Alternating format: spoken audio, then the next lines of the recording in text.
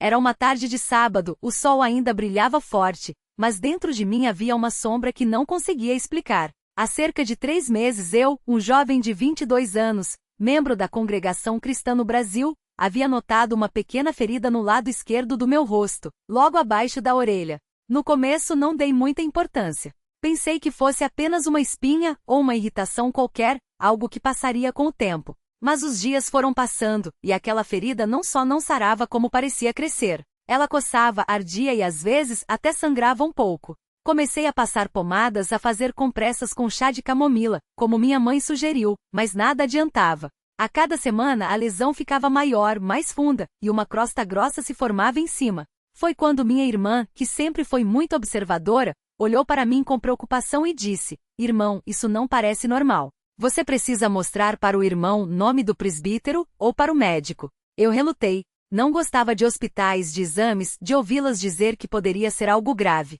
Mas a insistência da família e a voz interior que me dizia para não negligenciar aquilo me levaram a marcar uma consulta com um dermatologista. O dia da consulta chegou, e eu entrei no consultório com um misto de medo e esperança. O médico, um homem sério, examinou a ferida com atenção, tocou com luvas, pediu que eu virasse o rosto para a luz. Depois, com uma expressão que não me tranquilizou, ele disse: "Vou precisar fazer uma biópsia. Isso não parece uma infecção comum." As palavras biópsia e não parece comum ecoaram na minha cabeça como um sino de alarme. Saí do consultório com um pedaço de algodão pressionado contra o rosto, onde ele havia retirado um fragmento da lesão para análise.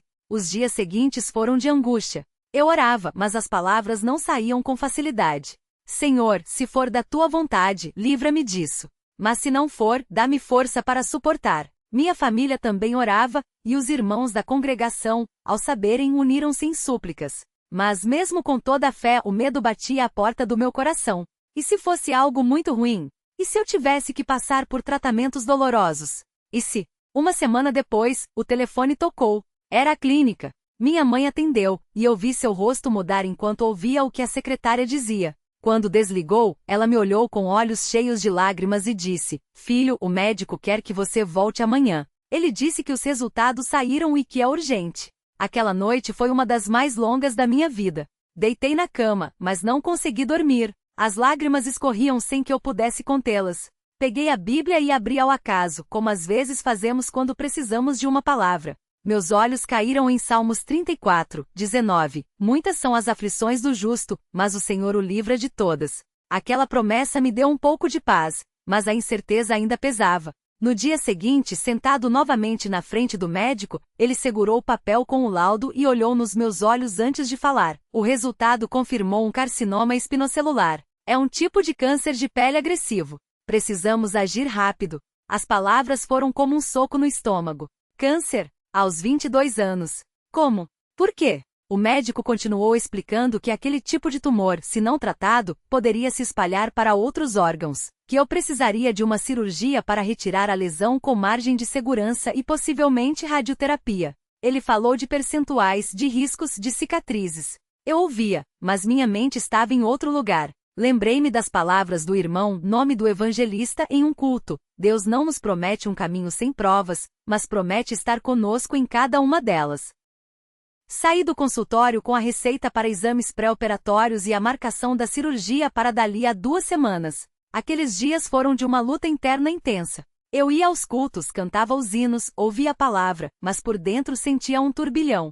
Às vezes a fé parecia forte, outras eu me via questionando: "Por que comigo, Senhor?" Uma noite, depois do culto de doutrina, fiquei sozinho no templo por alguns minutos. Ajoelhei-me diante do altar e chorei como nunca havia chorado antes. "Pai, eu não sei o que tu queres me ensinar com isso, mas eu confio em ti. Se for para passar por essa prova, dá-me força.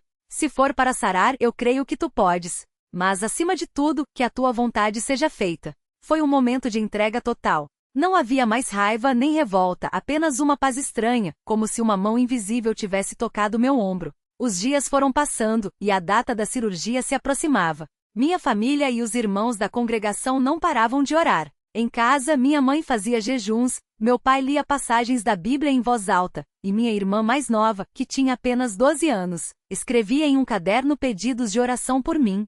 Um dos irmãos mais velhos, que já havia passado por uma enfermidade grave, veio me visitar e disse: "Lembre-se, irmão, que Deus não nos abandona. Ele sabe o que é melhor. Às vezes a cura vem pelo médico, outras vêm direto das mãos dele. Não desanime." Aquelas palavras me fortaleceram. Chegou o dia da cirurgia. Eu estava no hospital, deitado na maca, com aquele cheiro característico de álcool e medicamentos. Os enfermeiros preparavam tudo, e o médico veio conversar comigo antes de me levar para o centro cirúrgico. "Vamos retirar a lesão com uma boa margem para garantir que não sobre nada. Depois, dependendo do laudo, veremos se será necessário mais algum tratamento." Eu assenti, mas por dentro pedi a Deus: "Senhor, se for da tua vontade, opera um milagre. Não deixes que isso progredia." Eles me deram a anestesia, e tudo ficou escuro.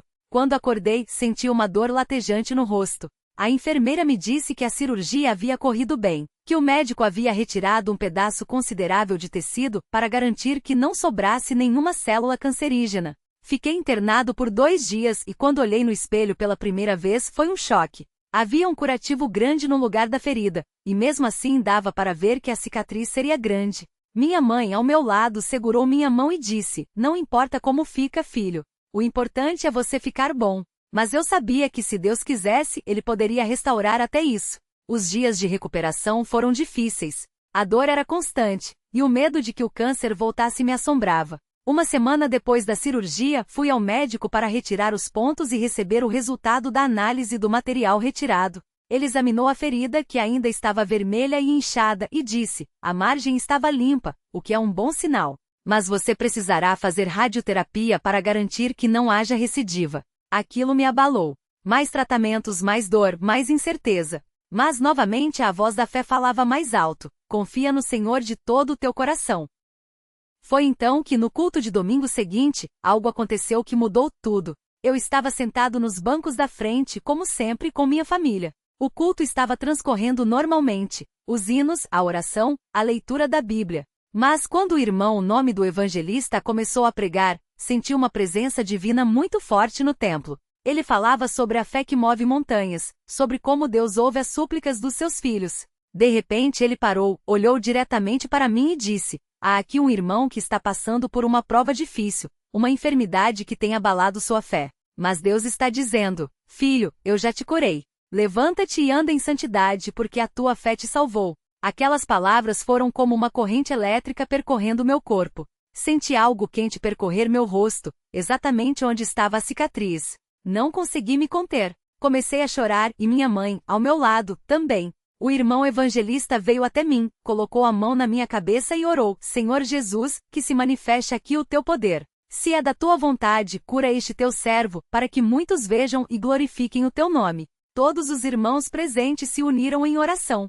Era como se o céu tivesse se aberto sobre aquele lugar. Senti uma paz indescritível, uma certeza de que Deus havia me ouvido. Nos dias seguintes, algo extraordinário começou a acontecer. A dor na ferida, que antes era constante, começou a diminuir. O inchaço reduziu visivelmente. Uma semana depois, quando fui ao médico para consulta de acompanhamento, ele examinou a cicatriz e ficou surpreso. "Isso está sarando de uma forma muito rápida. Normalmente nesse estágio ainda haveria vermelhidão, secreção. Mas aqui está tudo limpo, como se a pele já estivesse se regenerando há semanas." Ele até brincou: "Continue fazendo o que estiver fazendo porque está dando certo." Eu sorri por dentro, porque sabia que não era nenhum remédio ou pomada que estava agindo, mas a mão de Deus.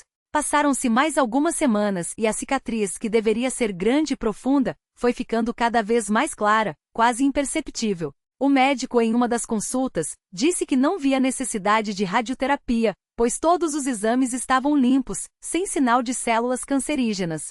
"É como se o tumor nunca tivesse existido", ele comentou. Eu não contei a ele sobre a oração no culto, sobre a certeza que tive naquele momento, mas no meu coração eu sabia: Deus havia me curado. Não foi um processo gradual, não foi através dos médicos, embora eles tenham sido instrumentos, foi um milagre divino, uma resposta direta às nossas súplicas. Hoje, quando olho no espelho, vejo apenas uma pequena marca, quase imperceptível, no lugar onde antes havia uma ferida aberta e dolorida. Mas o que vejo com mais clareza é a fidelidade de Deus. Ele não apenas sarou meu corpo, mas fortaleceu minha fé de uma maneira que nunca imaginei. Aprendi que nas provas não estamos sozinhos. Que mesmo quando o medo bate à porta, podemos confiar naquele que tem todo o poder. que a oração dos justos pode muito em seus efeitos. Agora, sempre que tenho oportunidade, compartilho este testemunho com os irmãos, especialmente com os jovens, para que saibam que Deus não mudou. Ele ainda opera milagres, ainda ouve as nossas orações, ainda se importa com cada um de nós. Não sei por que passei por isso, mas sei que Deus teve um propósito. Talvez para me aproximar mais dele, para que eu valorizasse mais a vida, a família, a congregação. Ou talvez para que, através da minha cura, outros possam crer. Hoje minha gratidão é imensa. Não só pela saúde restaurada, mas pela certeza de que, independentemente do que vier pela frente, estou nas mãos daquele que nunca falha. Que este testemunho sirva para glorificar o nome do Senhor, para encorajar aqueles que estão passando por provas e para lembrar a todos nós que na Congregação Cristã no Brasil, servimos a um Deus vivo, que age com poder e misericórdia. Que Deus abençoe a todos os irmãos que lerem estas palavras, e que Ele continue a operar maravilhas em meio ao seu povo, para a sua glória. Amém.